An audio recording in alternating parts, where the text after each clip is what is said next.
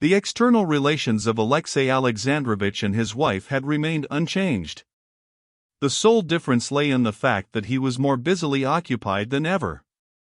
As in former years, at the beginning of the spring he had gone to a foreign watering place for the sake of his health, deranged by the winter's work that every year grew heavier. And just as always he returned in July and at once fell to work as usual with increased energy. As usual, too, his wife had moved for the summer to a villa out of town, while he remained in Petersburg. From the date of their conversation after the party at Princess Tverskaya's he had never spoken again to Anna of his suspicions and his jealousies, and that habitual tone of his bantering mimicry was the most convenient tone possible for his present attitude to his wife. He was a little colder to his wife. He simply seemed to be slightly displeased with her for that first midnight conversation, which she had repelled. In his attitude to her there was a shade of vexation, but nothing more. "You would not be open with me," he seemed to say, mentally addressing her, "so much the worse for you. Now you may beg as you please, but I won't be open with you." "So much the worse for you," he said mentally, like a man who, after vainly attempting to extinguish a fire, should fly in a rage with his vain efforts and say, "Oh, very well then. You shall burn for this." This man, so subtle and astute in official life, did not realize all the senselessness of such an attitude to his wife. He did not realize it, because it was too terrible to him to realize his actual position, and he shut down and locked and sealed up in his heart that secret place where lay hid his feelings towards his family, that is, his wife and son. He who had been such a careful father, had from the end of that winter become peculiarly frigid to his son, and adopted to him just the same bantering tone he used with his wife. "Ah, young man," was the greeting with which he met him.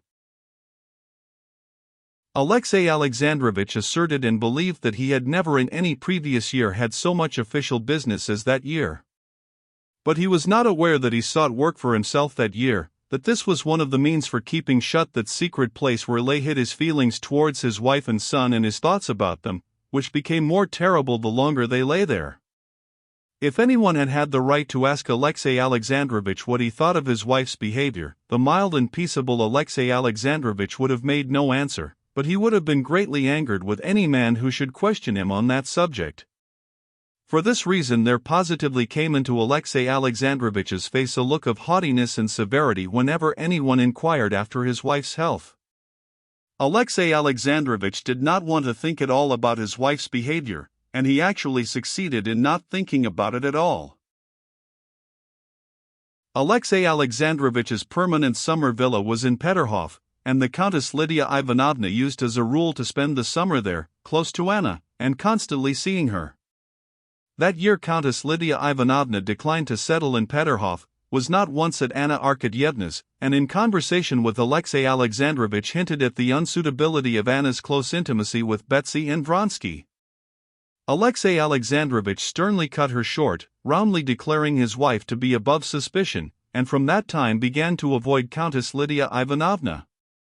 He did not want to see, and did not see, that many people in society cast dubious glances on his wife. He did not want to understand, and did not understand, why his wife had so particularly insisted on staying at Tsarskoe, where Betsy was staying, and not far from the camp of Vronsky's regiment. He did not allow himself to think about it, and he did not think about it, but all the same, though he never admitted it to himself, and had no proofs, not even suspicious evidence, in the bottom of his heart he knew beyond all doubt that he was a deceived husband, and he was profoundly miserable about it. How often during those 8 years of happy life with his wife Alexey Alexandrovich had looked at other men's faithless wives and other deceived husbands and asked himself, how can people descend to that? How is it they don't put an end to such a hideous position? But now, when the misfortune had come upon himself, he was so far from thinking of putting an end to the position that he would not recognize it at all, would not recognize it just because it was too awful, too unnatural. Since his return from abroad, Alexey Alexandrovich had twice been at their country villa. Once he dined there, another time he spent the evening there with a party of friends, but he had not once stayed the night there, as it had been his habit to do in previous years. The day of the races had been a very busy day for Alexey Alexandrovich, but when mentally sketching out the day in the morning, he made up his mind to go to their country house to see his wife immediately after dinner, and from there to the races, which all the court were to witness, and at which he was bound to be present. He was going to see his wife, because he had determined to see her once a week to keep up appearances. And besides, on that day, as it was the 15th, he had to give his wife some money for her expenses, according to their usual arrangement.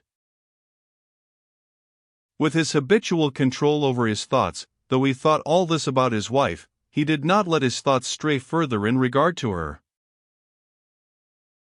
That morning was a very full one for Alexey Alexandrovitch. The evening before, Countess Lydia Ivanovna had sent him a pamphlet by a celebrated traveler in China, who was staying in Petersburg, and with it she enclosed a note begging him to see the traveler himself, as he was an extremely interesting person from various points of view, and likely to be useful. Alexey Alexandrovitch had not had time to read the pamphlet through in the evening, and finished it in the morning. Then people began arriving with petitions, and there came the reports, interviews, appointments, dismissals, apportionment of rewards, pensions, grants, notes, the workaday round, as Alexey Alexandrovitch called it, that always took up so much time. Then there was private business of his own, a visit from the doctor and the steward who managed his property. The steward did not take up much time. He simply gave Alexey Alexandrovitch the money he needed together with a brief statement of the position of his affairs, which was not altogether satisfactory, as it had happened that during that year, owing to increased expenses, more had been paid out than usual, and there was a deficit.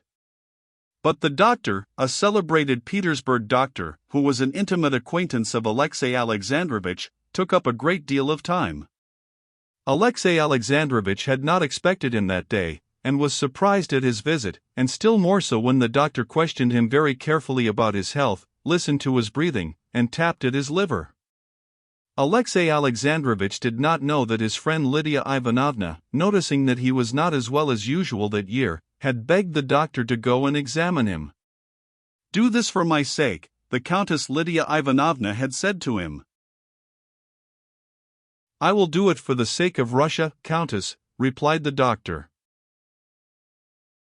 "A priceless man," said the Countess Lydia Ivanovna. The doctor was extremely dissatisfied with Alexey Alexandrovitch.